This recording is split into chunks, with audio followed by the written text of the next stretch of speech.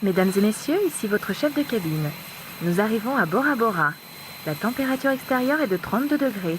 Mais ne vous inquiétez pas, votre chambre d'hôtel ne dépassera pas les 18 degrés.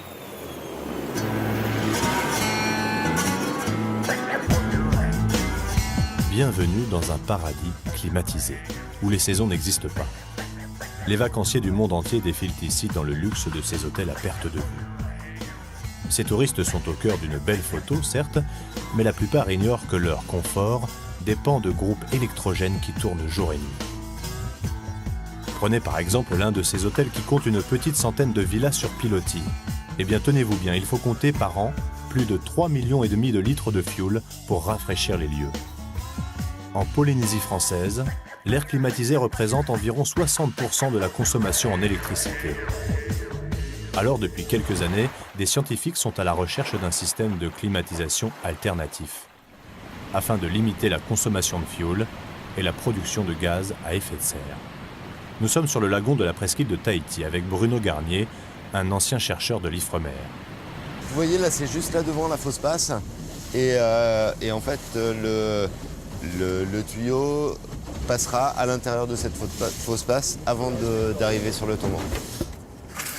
Donc là, on est parti de l'Ifremer et maintenant, on est juste à la limite de la fosse passe que vous voyez ici.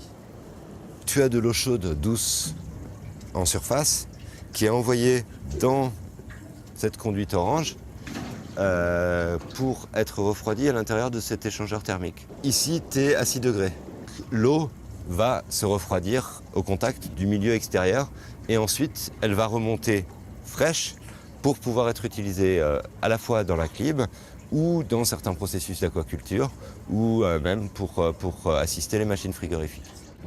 L'utilisation des eaux froides abyssales est très ancienne. Jules Verne l'évoquait déjà, mais aujourd'hui, seuls les Japonais et les Hawaïens maîtrisent cette technologie. Une technologie adaptée pour l'instant à de grosses structures, comme les hôtels. Avec Deprofondis, Bruno Garnier souhaite qu'un jour, les biologistes marins et les propriétaires particuliers puissent bénéficier de cette climatisation beaucoup moins polluante. Il y a quelque chose de beau là-dedans, au-delà de l'intérêt économique qui est évident, c'est qu'on va chercher de l'eau polynésienne au lieu d'aller chercher du pétrole saoudien. Et ça change tout. Il y a une logique imparable là-dedans, hein. Il y a les coûts évidemment économiques qui dirigent ça, mais c'est viable maintenant. La bataille de l'or bleu contre l'or noir a donc commencé. Mais aujourd'hui, aller chercher de la fraîcheur au fond des mers demande encore de gros moyens financiers. Retour à Bora Bora, où nous allons découvrir le premier hôtel qui utilise une climatisation venue de l'océan. Richard Bailey est à la tête de plusieurs resorts de grand luxe en Polynésie. Cet Américain marié à une Tahitienne a vite compris que l'on pouvait faire de grosses économies avec une idée écologique. Ici, forcément, tout est conforme à la brochure. Un lagon turquoise, des villas sur l'eau et des couples qui barbotent avec le sentiment de passer des vacances propres. Quand nous avons imaginé ce système en 2004, le baril était encore à 35-40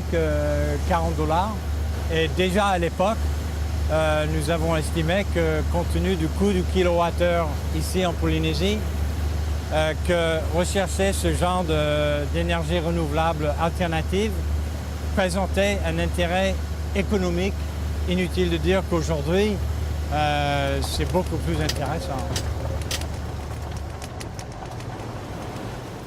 Richard Bailey nous emmène à 2 pas des installations hôtelières, côté océan, là où les touristes ne vont jamais. En ce qui concerne l'air climatisé dit naturel, il s'agit d'aller puiser de l'eau de mer à 1000 mètres de profondeur à l'aide d'une simple canalisation.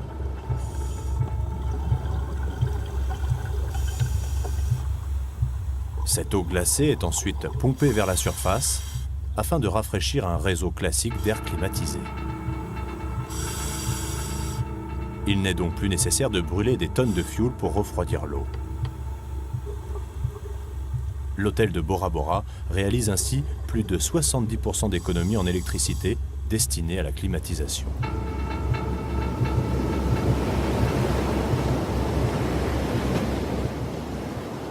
Cachée dans un pharé non loin de l'hôtel, la salle des machines. C'est ici qu'arrive l'eau de mer, à environ 6 degrés.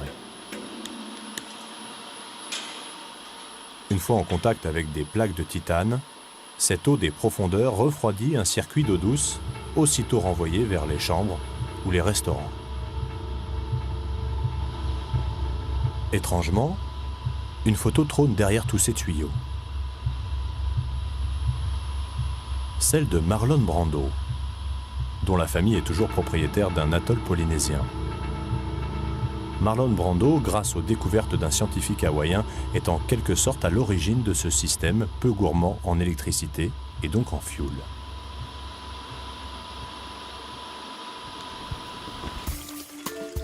D'une pierre, deux coups.